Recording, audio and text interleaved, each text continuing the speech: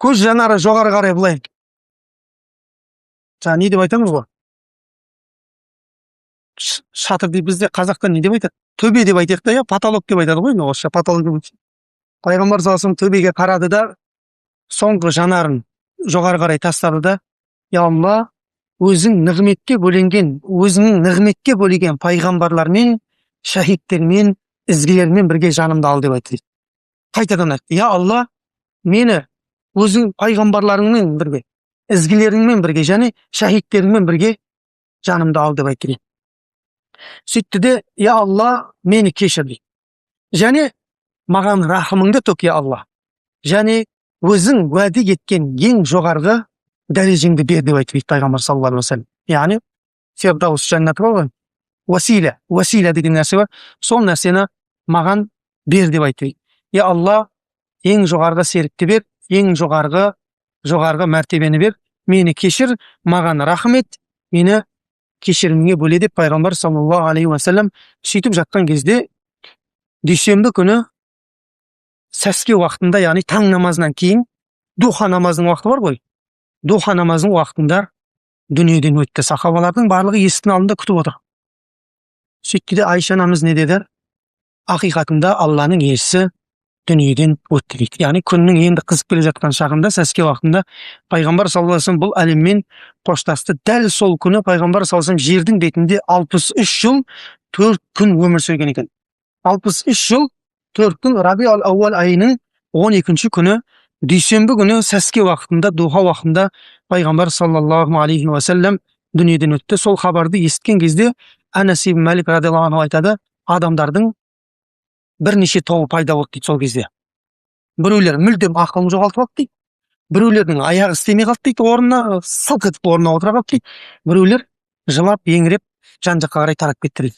Сонда мен айттым дейді, бізге Алланың елшісі Мәдинаға кіріп келген күн жер бетіндегі ең қуанышты күн еді деп айттым дейді.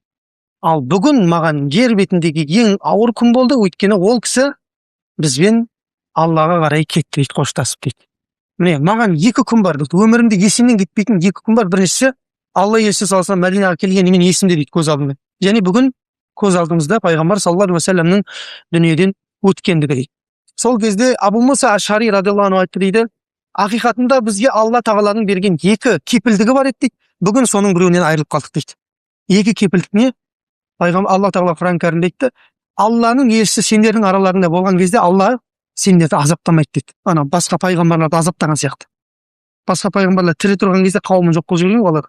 Мұхаммед сендердің араларында болған кезде Алла сендерді азаптамайды дейді. Бірінші кепілдік. Екінші кепілдік, Алла сендерді азаптамайды, сендер қашан кешірім тілеуді тоқтатпасаңдар дейді. Истиғфар айтуды тоқтатпасаңдар. Енді бізде 2 амандық бар еді, кепілдік. Біреуінен айырылып қалдық дейді. Енді бізде біреу ғана қалды дейді. Ол не? Ол истиғфар айту дейді. Абу Муса Ашари радиаллаху осы сөзді айтқан екен. Міне осы сөзден кейін ол жерде Абу Бәкір радиаллаху анху Мәдинаның сырт жағындағы үйіне шығып кеткен екен. Сонымен пайғамбар саллаллаху алейхи ва саллям дүниеден өтіп жатыр деген хабарды естіген кезде Абу Бәкір радиаллаху анху ұшып келген атпен шауып. Бір кезде келсе Омар деген қылышын көтеріп алған дейді, айқайлап жүр дейді. Мұнафықтар айтқандай айтпаңдар деп айтады дейді. Мұнафықтар айтқандай айтпаңдар. Алланың елшісі өлген жоқ дейді. Мұса Раббысына 40 күнге тілдесуге кеткендігі сияқты қауымын тастап, Алланың елшісі саллаллаху алейхи ва саллям 40 күнге кетті дейді. Ертең келіп, сосын осы сөздерің үшін сендерді көрсетеді дейді пайғамбар саллаллаху алейхи ва саллям. Кім дәл солай айтатын болса, қоймайтын болса, Алла елшісі дүниеден өтті деп, онда мына қылышпен мен басын шабам деп айтқан екен Омар радиаллаху анху. Солай айқайлап жатыр. Бір кезде Абу Бәкір радиаллаху анху үйдің ішіне кірді, бірден Айша анамыз үйіне кірді де, кіріп еді, пайғамбар саллаллаху алейхи ва саллям дүниеден өтіп кеткендігін көрді дейді. Барды да пайғамбар саллаллаху алейхи ва саллям мұбарак бейнелерінен сүйді. Абу Бәкір радиаллаху анху, әке шешем сенің жолыңда құрбан болсын деп Алланың елшісі. Алла тағала саған 2 өлімді бермейді дейді. Ақиқатында сен шынымен де дүниеден өттің дейді Абу Бәкір радиаллаху анху. Сөйтеді де пайғамбар жаңағы сырт деген айқай шу болып жатыр, мешіттің жаны деген түрлі болып жатыр. Абу Бәкір радиаллаху анху далаға шықты да адамдардың барлығы, ана Омар қоймайды, қылышын көтеріп алған. Кім о? Омар отыр деді Абу Бәкір радиаллаху анху. Омар отыр. Кім Мұхаммедке табынған болатын болса, онда Мұхаммед дүниеден өтті деді. Ал кім Аллахқа табынған болса, Аллахқа сыйынатын болса, Аллахқа құлшылық қылғанбыз, Алла мәңгі өлмейтін тірі деді. Абу Бәкір радиаллаху анху осы сөзді айтты да, кешегі біз өткен сабақта оқыған аятты оқыды. Алла тағаланың Али Имран сүресіндегі 144 аяты: Мұхаммед Алланың бір елшісі. Уама Мұхаммадун илля расул қад халат мин qablihi русул. Ақиқатында одан бұрын да елшілер өткен дейді. Одан бұрын да елшілер өткен. Ол сол сияқты бір елші дейді Мұхаммед саллаллаху алейхи вассалам. Егер ол өлсе, немесе өлтірілсе, сендер одан теріс бұрылып арттарына қарай кетесіңдер ме дейді. Яғни Мұхаммед өлді деп не, діндеріңнен шығасыңдар ма барлықтарың дейді. Бір осы сәтте түсірген аят сияқты да. Тура осы сәтте түсірген аят сияқты. Бірақ ол оның алдында түскен. Кімде кім артқа қарай шегініп қайтадан қайтатын болса баяғы күпірліктеріне, олай болатын болса, олар Аллаға ешбір зиян келтіре алмайды дейді. Алла тағала шүкірлік еткен кісілердің сыйын өте арттырып береді дейді. Осы аятты Абу Бәкір оқыды, Али Имран сүресін. Сонда сахаба Омар, жаңағы айқайлап тұрған Омар жерге сылқ етіп отырған дейді.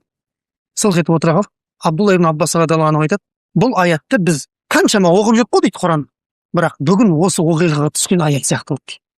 Осы аят қана жұбатты дейді. Адамдардың барлығын осы аят қана жұбатты дейді радиаллаху анху. Міне осылайша пайғамбар саллаллаху алейхи уассалам дүниеден өткеннен кейін сахабалар өздерінің арасындағы халифаны сайлауға кірісіп кетті. Сөйтіп Бани Саида деген жаңағы Мәдинадағы рудың несіне жиналды. Ал пайғамбар саллаллаху алейхи вассаламның кебіндеу, арулау, жуындыру ісімен оның туысқандарын қалдырды. Оның ішінде Аббас бар, Усама ибн Заид бар, кешегі жорыққа жіберген, және Аббастың екі баласы бар, Фадл мен Қусам деген, және Шакран деген кешегі пайғамбар саллаллаху алейхи вассалам дүниеден өтейін деп жатқан кезде азат еткен құлы бар, және Али радиаллаху анху бар. Бір қызығы, кеше пайғамбар саллаллаху алейхи вассалам дүниеден өтейін деп жатқан кезде жаңағы ана Шакран деген құлды азат етіп жатқан кезде құлағына бірдеңені сыбырлаған екен ше. Сондықтан ғалымдарымыз айтады ғой, жұмбақ сырдың иесі дейді да. Бір нәрсені пайғамбар саллаллаху айтқан екен жаңағы Шакран деген құлына, азат еткен құлына. Бірақ оны ешкім білмейтін екен. Бар кейбір ғалымдар айтады, жаңағы пайғамбар саллаллаху алейхи вассалам үйіндегі төсенетін көрпешесі бар екен, соны қабірге сал деп айтқан болуы мүмкін дейді. Өйткені пайғамбар саллаллаху алейхи вассалам қабірін қазатын кезде сол көрпешені әкеліп Шакран жайған кезде ешкім жайма деп айтпаған екен. Бұлай негізі жайылмайды, бірақ пайғамбар саллаллаху алейхи вассаламға қос арналған нәрселер бар, соны жайған екен әкеліп. Міне осылайша пайғамбар саллаллаху алейхи вассаламды йемендік бір керемет жаңағы ақ матамен 3 мата қылып орауға дайындады. Жеке-жеке 3 матаға дайындап жатыр. Және пайғамбар саллаллаху алейхи вассаламның жуындыруына Қусам менен Фадл кірді. Оны былай аударып тұруға Усама ибн Заид пен және жаңағы Шакран кірді. Сөйтіп Али радиаллаху анху тек қана көзі ашық кісі жуындырып жатқан кезде Али радиаллаху анху пайғамбар саллаллаху алейхи вассаламды киіммен жуындырған екен, киімімен. Қалай киіммен дүниеден өтті, сол көйлегімен киімімен жуындырған екен. Барлығы көздерін естіген, жауып алған. Суды құятын кісілердің барлығын көзін жауып. Әуретін пайғамбар саллаллаху алейхи вассалам көруге ешкім жоқ. Пайғамбар саллаллаху алейхи вассалам тек тірі күнінде Али жуады деп айтып кеткен екен. Сондықтан арада киімнің сыртынан жуындырды. Сонда Али радиаллаху анху мәйітті көтерген кезде, мәйіт жуындырған болсаңыздар, егерде мәйітті көтеріп ішін басақ шомылдыратын кезде, соңғы ғұсыл алдыратын кезде, сонда іштегі қалған құтқан нелердің барлығы шығады. Кіші дәрет, үлкен дәреттер шығып кетеді. Сонда Али радиаллаху анху жаңағы көтеріп ішін басты. Сонда пайғамбар саллаллаху алейхи вассаламның ішінен еш нәрсе шықпады. Пәк болып дүниеге келдің, я Алланың елшісі, пәк болып дүниеден өттің деп айтты дейді саллаллаху алейхи уассалам. Осылайша сол жерде Али радиаллаху анху жуындырып бітті. Барлығы еңкілдеп, су құйып тұрғанда жылап жатыр, жуындырып жатқанда жылап жатыр, сырттағылар да жылап жатыр. Ешкім не істеп жатқан жоқ. Ешкім былайша айтқанда бәрі ақылын жоғалтып алды ғой, сахабалардың барлығы ақылын олай болады деп ешкім ойлаған жоқ.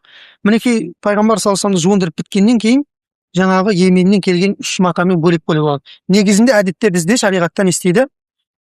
Қамис дейтін бар, изар дейтін бар. Үстінен кигізетін көйлек бар, және астынан орайтын не бар. Олай істеместен пайғамбар саллаллаху алейхи вассаламда бір орады дейді, жеке бір орады, және екінші рет тағы орады, үшінші рет тағы орады дейді. Сөйтіп қайда жерлейміз деп адамдар таласып қалды дейді. Пайғамбар саллаллаху алейхи вассаламды қайда жерлейміз? Сонда Абу Бәкір радиаллаху анху келіп айтты дейді, мен Алла елшісінің саллаллаху алейхи вассалам былай деп айтқан естідім.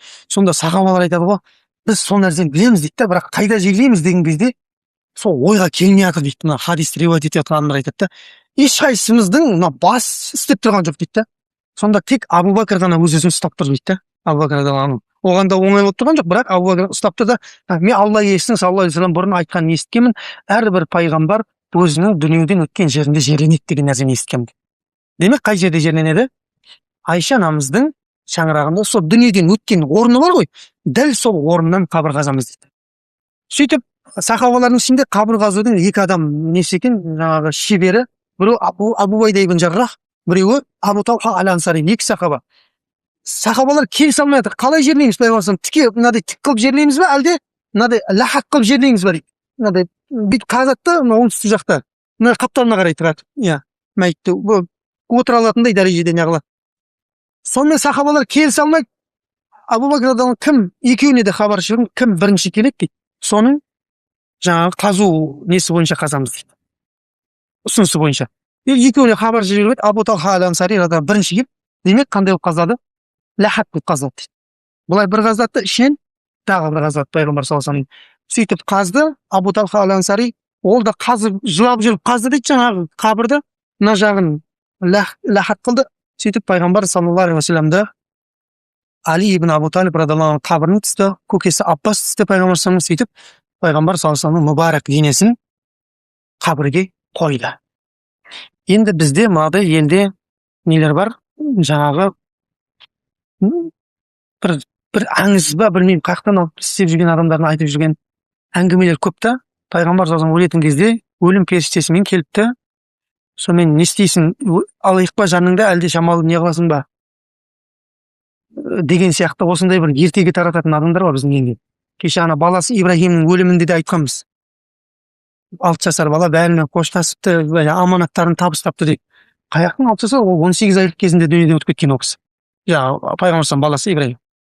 Осындай аңыз әңгімелер бар. Бұның ешқандай несі жоқ. Сенімді жолдармен Алла тағала Құран кәрімде айтады. Хату бурханакум ин кунтум садиқин дейді.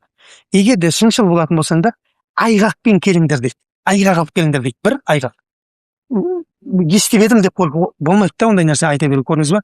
Нақты пайғамбар саллаллаху немесе сахабалардан қалған, немесе сол басы қасында болған оқиғалар, ол нәрсе болмады ма, онда ол не? Одан кейінгі нәрсенің барлығы ертегі іспеттес нәрсе болып кетеді. 18 айлық кезінде 1,5 жасар ғой. Бір жылатып жүрген ол видео бар ғой елде, барлығын жылатып жүрген. Ол видеоның барлығы өтірік. Мына пайғамбар саллаллаху өлім сәтінде де осындай бір өтірік нелер бар. Ол да шындыққа жанаспайтын әңгімелер. Міне пайғамбар саллаллаху алейхи вассалам осылайша жер қойнауына біз жаңа табыстамай тұрып жаназа намазын айтып кетейік. Осы жерде пайғамбар саллаллаху алейхи вассаламға кім жаназа намазын оқыды деген сұрақ болады, дұрыс па? Пайғамбар саллаллаху алейхи вассаламның жаназасын жеке-жеке оқиды сахабалар. Жаңа айттым ғой, пайғамбар саллаллаху алейхи вассаламға хусусия деген нәрсе бар. Тек соған ғана қатысты болған нәрселер бар шариғатта. Мысалға жаңа көп әйел алу 4-тен жоғары, дұрыс па? Ол одан кейінгі адамдарға қатысы жоқ ол нәрсе. Жаңағыдай қылып жерлену, орану деген сияқты. Көрдіңіздер ме? Осындай нәрселер бар. Сондықтан пайғамбар саллаллаху алейхи вассаламға жеке-жеке жаназа намаз оқылады. Әрбір сахаба жеке-жеке оқыдық дейді. Одан кейін 10-10-нан кіріп оқыды дейді. Одан кейін әйелдер кіріп оқыды дейді жеке-жеке. Одан кейін бүкіл жас балалар кіріп оқыды дейді. Яғни бар адамның барлығы Мәдинадағы пайғамбар саллаллаху алейхи вассаламға жеке-жеке жаназа оқыған. Көрдіңіздер ме? Сондықтан пайғамбар саллаллаху алейхи вассаламның мәйіті неше күн тұрып қалған? 3 күн тұрып қалған. Пайғамбар саллаллаху алейхи вассаламның мәйіті 3 күн тұрып қалған. Бізде міне 3 күн жаңа сүрлейтіндер бар ғой. Ол пайғамбар саллаллаху алейхи вассаламға қатысты болған нәрсе. Негізі пайғамбар саллаллаху алейхи вассалам өзінің айтып кеткен өсиеті бойынша не? Өлген мәйітті жерлеуге асығыңдар дейді. Оны сүрлеп, мұз, тұз сөлтіресте қапшық салып, өйтіп қорлауға болмайды мәйітті, жерге тезірек тапсыру керек оны. Жасы жеткен қызды үйлендіруге және қарыздан құтылуға асық дейді пайғамбар саллаллаху алейхи вассалам. Хадистеріне біледі осы. Міне бұл жақсы нәрселер емес екен. Міне осылайша пайғамбар саллаллаху алейхи вассалам сахабалар жеке-жеке намазын оқыды. Сөйтіп сәрсенбінің түнінде, дүйсенбі күні таңда қатысың, бейсенбі, сәрсенбінің бейсенбіге қараған түннің таңына жетпей, сахабалар пайғамбар саллаллаху алейхи вассаламды жердің қойнауына тапсырды. Оған жаңағы әтірмен немен жуындырды, кебіндеді, сөйтіп тапсырды пайғамбар саллаллаху алейхи вассалам. Енді біз Алланың жәрдемімен міне биыл өткен жылы бастағанбыз бұл сабақты. Осы жерде бастаған кезде бар адамдар бар. 1 жылға созылған Пайғамбар саллаллаху алейхи уассалам өмірі 102 сабақты қамтыды. Енді біз ол кісінің өмірбаянын айтуға негізі лайықты адамдар емеспіз, бірақ Алла тағала мен енді ол кісінің барынша шамаил дейді ғой, мінез құлқы не жағына тоқталған жоқпын. Мен тек тарихи жағына қарай тоқталдым. Сондықтан енді иншалла Алла нәсіп етсе ол кісінің мінез құлқына, басқа адамдармен қарым қатынасына тоқталған арнайы кітаптар бар, Шамаил Мұхаммадия деген сияқты. Соларды мүмкін өтерміз. Енді ар жағында Абу Бәкір радиаллаху халифа болып сайланды. Одан ары қарай тарихты да Алла қаласа, Алла сәттілік берсе айтамыз. Енді пайғамбар саллаллаху алейхи уассаламға баршамыз көркем түрде ілесуіне Алла нәсіп етсін баршамызға. Бұл кісіні әрбіріміз білуіміз керек. Жаңа мына жерде сұрақ қойып жатыр. Дұрыс білмей жатырмыз да әлі. Пайғамбар саллаллаху алейхи уассаламды әлі дұрыс танымаймыз біз.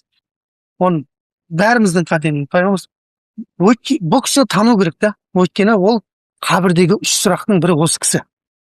Раббың кім? Дінің не? Сендерге жіберілген елшісі кім деп Мұнкар мен Накир сұрақ қойған кезінде ертең танымайтын адам туралы айта алмайсың ғой, не деп айтасың? Білмеймін деп айтасың. Бір адамды айтатын еді, бір кісі деп айтатын еді, тіліме келмей жатыр деп айтамыз. Атын көрдіңіз бе? Ол кісіні айтайын десек білмейміз де танымаймыз.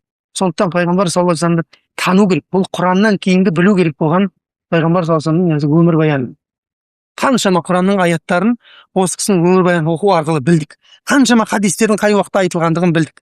Міне Алла тағала баршамызға сол кісіге көркем түрде ілесуді нәсіп етсін. Алла тағала Құран кәрімде айтады: "Ин кунтум тухиббуна Аллаха фаттабиуни".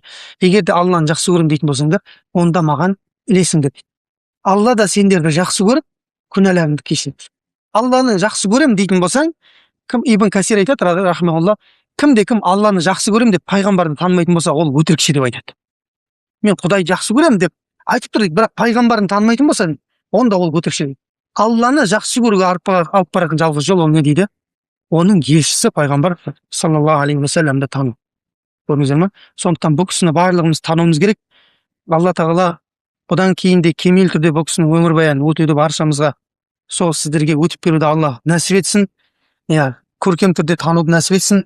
Субханакаллахумма хамдик, ашхаду ан ла илаха илля анта, астағфирук ва атубу илейк. Барлық қатысты болған нәрсе айтылды деп ойлаймын.